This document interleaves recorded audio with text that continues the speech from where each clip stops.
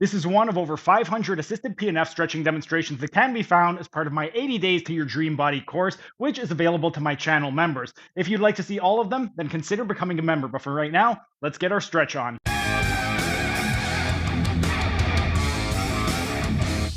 And while we're resting, we are going to continue with the assisted PNF stretching demonstration. And now we're going to transition into the glenohumeral joint. And for the glenohumeral joint, we're going to be focusing on lateral rotators of the shoulder. So primarily in this position, we are going to be emphasizing the infraspinatus and the teres minor. With regard to the positioning, we have a couple of different hand options available. The first one, what we would do is we would take the patient and we would want to have the arm somewhat straightened out. That way we could get the arm behind the back. And then we would take them into medial rotation so that we could target those lateral shoulder rotators.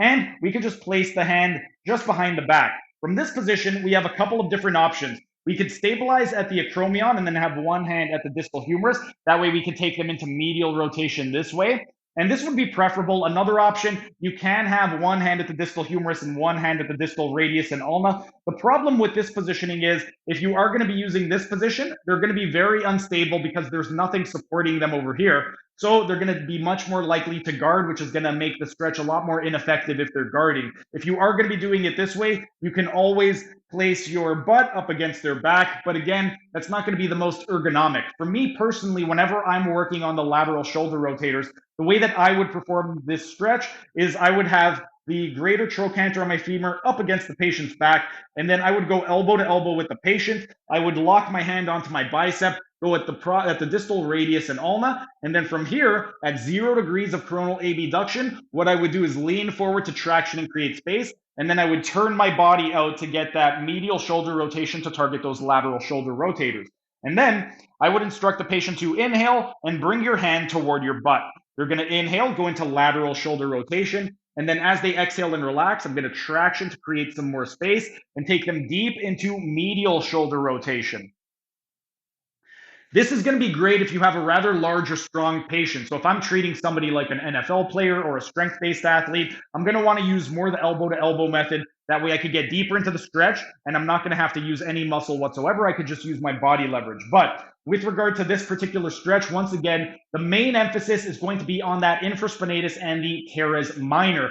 A couple other muscles that will be getting involved. With regard to this positioning right over here, at 0 degrees of coronal abduction, we're going to be getting a decent amount of stretch in the posterior deltoid as well, because the posterior deltoid is a lateral shoulder rotator, but it has 3 actions, and we're only targeting 1 out of its 3 actions. So we're going to be getting the posterior deltoid, but not as much as some of the other stretches that I've shown you in the past. And then another stretch that or another muscle that we are going to be getting some decent stretch in is going to be the supraspinatus. With regard to the supraspinatus, it's not going to be as involved as the infraspinatus or the teres minor in this particular variation, but we will be getting some minimal stretch in the supraspinatus due to the fact that it crosses the shoulder posteriorly, and we are going to be targeting those posterior muscles of the shoulder. But the main emphasis in this position is going to be that infraspinatus and the teres minor, and then during the next rest period, we're going to start working on the medial shoulder rotators. But for right now, our rest period is up. Time for set number 3. That was just a tiny taste of what can be found in my members only section. If you enjoyed it, become a member for only $5 a month to get access to hundreds of member only videos.